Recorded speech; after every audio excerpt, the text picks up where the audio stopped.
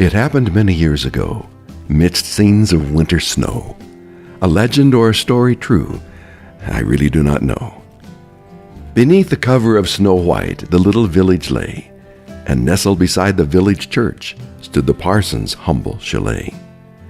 Inside burned a fire so warm, all was tidy, neat, and clean, a place where peace and joy was found, and love in high esteem.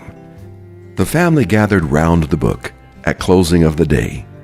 Then mother tucked the children in and listened while they prayed.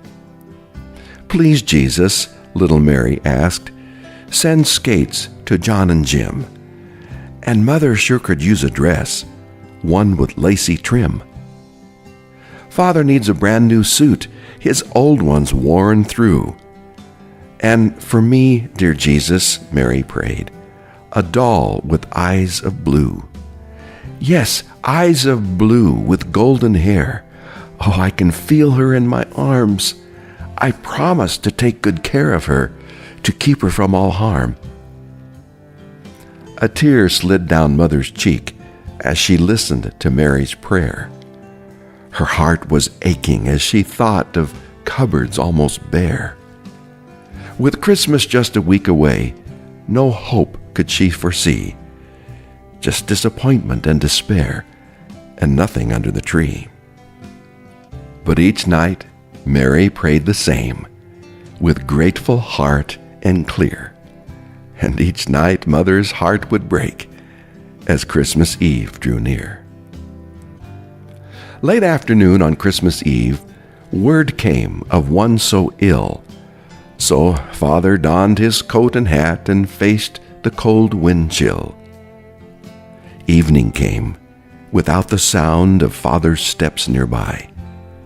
So Mother tucked the children in and told them not to cry.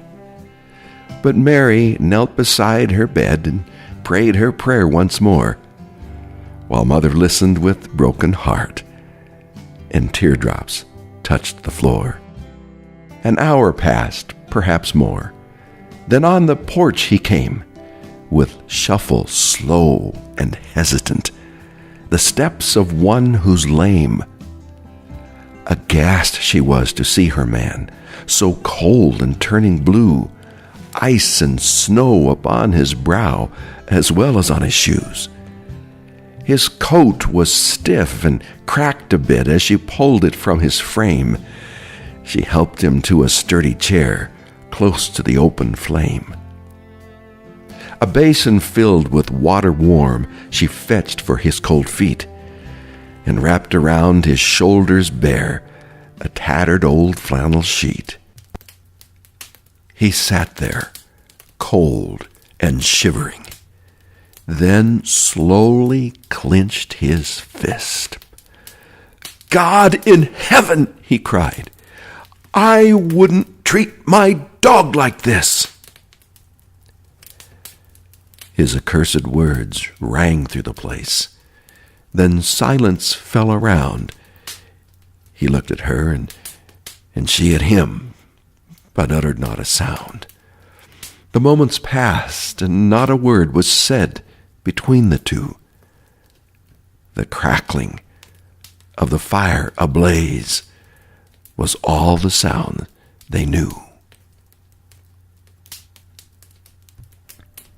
Time stood still as they stared in silence at the floor, when suddenly there came a rap from out the cold front door. The parson quickly dried his feet, and reaching for the knob, opened just enough to see outside was old Bill Cobb. "Evenin', parson," old Bill said. "I wouldn't want to pry, but the train was late, so I thought I'd better bring this by." "For me?" the parson said, confused. "You mean a box for me?" "That's right," said Bill. "It's got your name. Just read this tag and see." Sure enough, in bold, clear print, the parson saw his name. As Bill pushed the door aside, in with the box he came. He set the box down on the floor, And then turning, he exclaimed, "There's one more thing. If I forget, 'twould really be a shame."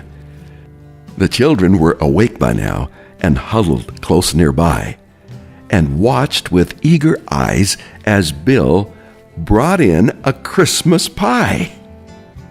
Then came a turkey and all the stuff that makes a dinner fine. "Merry Christmas," Bill exclaimed, "to your house from mine." "Merry Christmas," they all returned as Bill made his way through the door and down the path and into a waiting sleigh. The family stood together, gathered round the box. Time ticked by in silence on the mantel clock.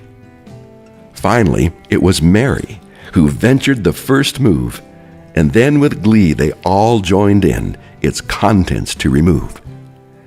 Right on top, there lay a dress, mother's size with lacy trim.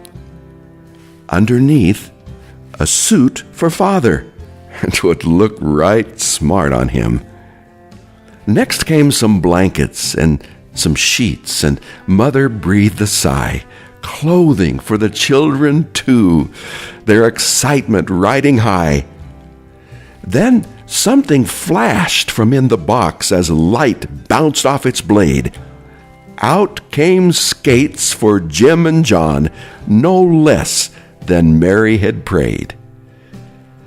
The box was almost empty now as Father reached way down in, and slowly in the light appeared the object of Mary's grin, a beautiful doll with eyes of blue and golden hair aglow. An angel could not have brought such joy to a little girl below. Father fell down on his knees and prayed, "Lord, please forgive. Thank you for a little girl who taught me how to live."